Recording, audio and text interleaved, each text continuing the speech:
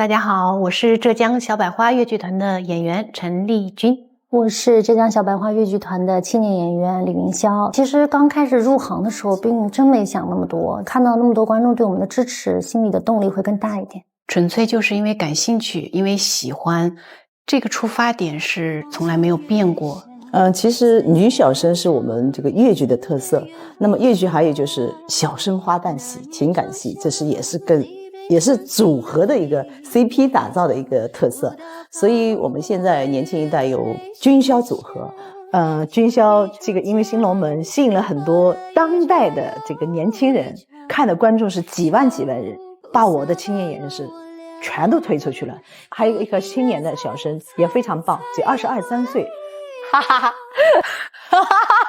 我真的是挺社恐的。王骁龙，三横王，生肖的肖，生肖龙的龙，刚好00年。我是浙江小百花越剧团的曾希妍。我是在我艺校的时候，15岁的时候，我就超级迷恋陈丽君姐姐，所以我毕业以后，我说哇，我要进小百花吗？真的吗？我要跟我最喜欢的人成为同事。那个时候真的会有这种想法。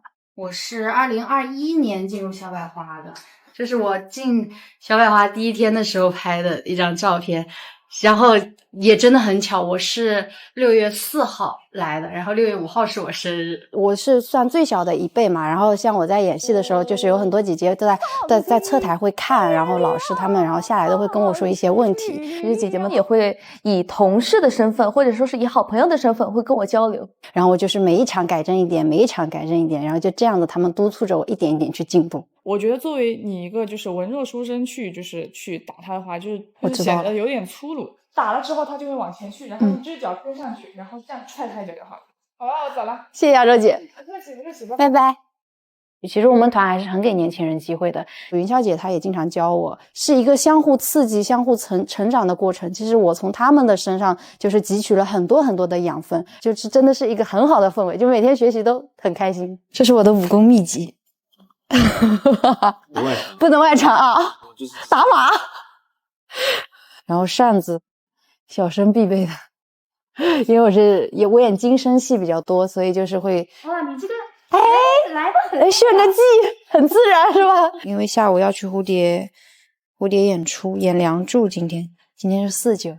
然后如果没有越剧的话，我可能是那种很调皮很捣蛋的那种小孩子，慢慢在学习的一个过程中找到了一种人生的一种追求吧，然后想要成为一个好演员，然后想要去演一些更好的人物和角色，这样子。有一段时间其实就是大家像舞剧、音乐剧、话剧这一些年轻人看的比较多，但是像戏曲，比如说我们越剧啊、昆曲、京剧这些其实都是很小众的。先了解到就是云霄姐跟丽君姐，然后再了解到了我们小百花，然后慢慢的从新龙门到其他的一些剧目，然后能让更多的人喜欢上越剧，至少是通过他们了解到了越剧，这些年轻人才愿意走进剧场，然后才会有更多的人来关注我们，我觉得真的很好。是说啥呢？我自个儿也是年轻人。